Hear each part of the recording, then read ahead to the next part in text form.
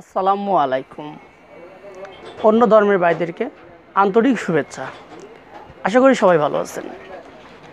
আজকে আমরা এই ভিডিও থেকে শিখব মোবাইল ফোনের কিছু কিছু পার্টস রিমুভ দিলে তেমন প্রবলেম হয় না, সেই পার্টসগুলো কি এবং কোন সাইড থেকে কিভাবে সেটা বুঝবেন। আসলে এই ভিডিওটা দেওয়ার আমি কোনো মানে খুঁজে পাই না।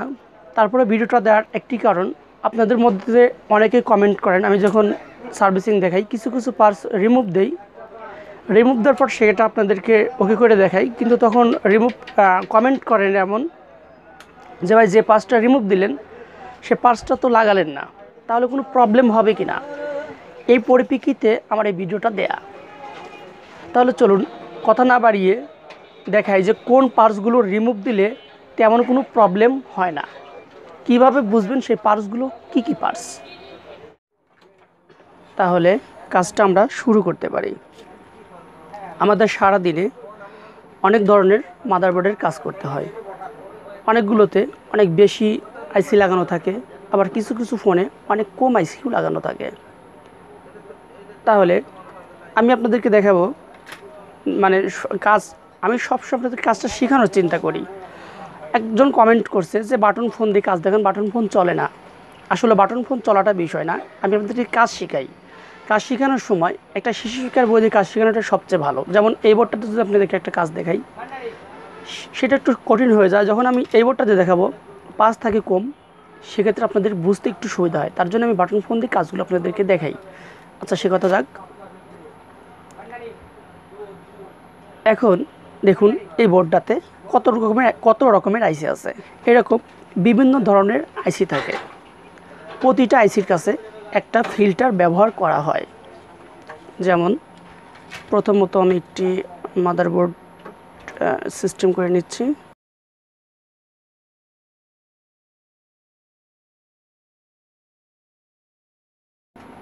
দেখুন এ ধরনের যদি আমাদের একটা বোর্ড হয়, তাহলে এটাকে একটি ব্যাটারি কানেক্টর মনে করুন। ব্যাটারি কানেক্টরের নেগেটিভ এবং এটা পজিটিভ।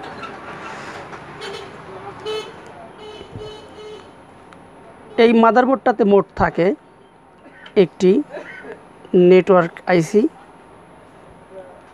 থাকে একটি সিপিইউ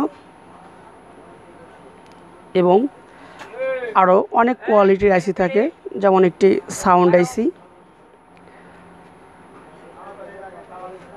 চার্জিং আইসি। সিপিইউটা একটু ছোট হয়ে গেল। সিপিইউ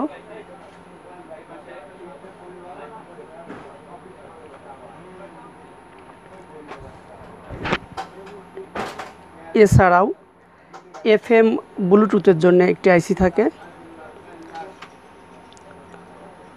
দেখুন এখন এই প্রত্যেকটা কিন্তু একটা আপনি ঘর মনে করুন, প্রতিটা ঘরে জন্য কিন্তু কারেন্টের প্রয়োজন আছে। এখন এই কারেন্ট আপনাকে দিবে কে? ব্যাটারির পজিটিভ কানেকশনটা, এই পজিটিভ চলে আসলো আপনার রেডিও সেন্টার। ধরুন এফএমের যে আইসিটা আছে, মনে করুন একটি রেডিও সেন্টার এখানে আসলো। এখানে আসার পরে এখানে একটা ফিল্টার ব্যবহার করা হয়। একটি ফিল্টার থাকে, ফিল্টারের এক পাশে থাকে পজিটিভ কানেকশন এবং এক পাশে থাকে নেগেটিভ কানেকশন,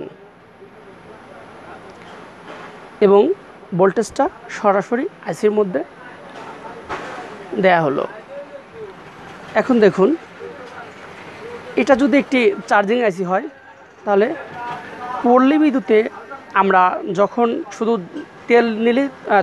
শুধু কারেন্ট নিলেই হবে না, এখানে কারেন্ট উৎপন্ন করার সরঞ্জামও দিতে হবে।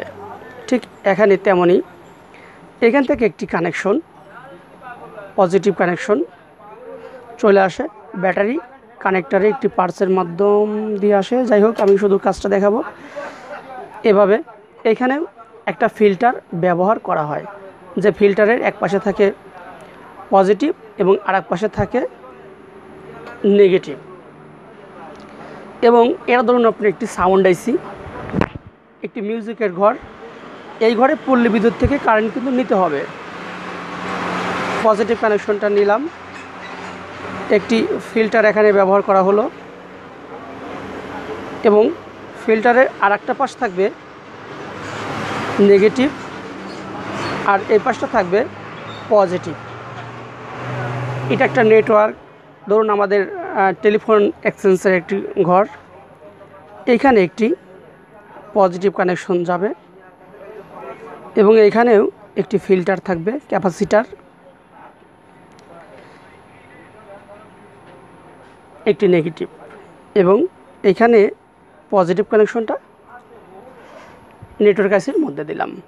এবং সিপিওতেও কিছু কিছু সিপিওতেই 4-5 পিন, এক এক সিপিওতে এক এক রকম জায়গায় পজিটিভ কানেকশন থাকে। এখান দিয়েও ফিল্টার ব্যবহার করা হয়। ফিল্টারের এক পাশে থাকে পজিটিভ, এক পাশে থাকে নেগেটিভ। এখন এতটুকুই থাক। যখনই আমাদের এই ফিল্টারগুলোর মধ্যে কোনো কিছু শর্ট হয় তখন আমরা এটাকে এক ধরনের শর্ট বলি। এবং এছাড়াও নেটওয়ার্ক আইসিটাও শর্ট হতে পারে, সাউন্ড আইসিও শর্ট হতে পারে, যে কোনো মানে যেখানে যেখানে ভোল্টেজ যায় যে কোনো জিনিস শর্ট হতে পারে। এখন নেটওয়ার্ক আইসি যদি শর্ট হয় সেক্ষেত্রে আপনি নেটওয়ার্ক আইসি রিমুভ দেওয়ার পর নেটওয়ার্ক আইসি আপনাকে পরবর্তীতে এখানে লাগাতে হবে, নাহলে কাজ করবে না। এখন এই ফিল্টারটা যদি প্রবলেম হয়, ক্যাপাসিটারটা, সেক্ষেত্রে আপনি যদি এটা রিমুভ দেন কোনো প্রবলেম দেখা দিবে না, কারণ এটাই পজিটিভ কানেকশনটা এখানে অলরেডি আছে, নেগেটিভ কানেকশনটাও এই C4 আইসি নেটওয়ার্ক আইসির মধ্যে আছে, শুধু ফিল্টারটা এই ভোল্টেজটাকে ফিল্টার করছে। এই ক্যাপাসিটারটা যখন বাদ দিবেন এখানে অসংখ্য ফিল্টার থাকে এরকম, যে ফিল্টারগুলো এর চাহিদাটা পূরণ করে। এবং এই নেটওয়ার্ক আইসি থেকে দেখবেন যে কানেকশন বের হয়ে কিছু কিছু ক্যাপাসিটার থেকে একদম ডাইরেক্ট নেগেটিভে থাকবে এরকম। এ ধরনের কোনো ক্যাপাসিটারকে আপনি যদি খুলে ফেলে রিমুভ দেন সেক্ষেত্রে আপনার প্রবলেম দেখা দিবে, এগুলো আপনাকে লাগিয়ে দিতে হবে। যেমন একটি সাউন্ড আইসি থেকে যখন আপনার পজিটিভ কানেকশন যাবে, একটা স্পিকারের কানেকশন দুটা দিলেন, এখান থেকে আরও কিছু ফিল্টার নিয়ে সাউন্ড আইসিটা সম্পূর্ণ করে কানেকশনটা। এখন এরকম যদি কোনো ফিল্টার আপনার প্রবলেম দেখা দেয়, রিমুভ দেন, তাহলে ফিল্টারটাকে আপনার লাগিয়ে দিতে হবে। এক কথাতে নেগেটিভ পজিটিভের মাঝে যদি কোনো ফিল্টার থাকে, আইসি বাদে শুধু ক্যাপাসিটার থাকে, সেই ক্যাপাসিটারগুলো রিমুভ দিলে আপনার তেমন কোনো প্রবলেম হবে না। তবে আমাদের থেকে ভালো বোঝে কোম্পানি যেহেতু ফিল্টারগুলো দিছে, অতএব এর নিশ্চয়ই কোনো কারণ আছে। আমরা যখনই ফিল্টারগুলো খুলব, ফিল্টারগুলো আবার বসিয়ে দেব।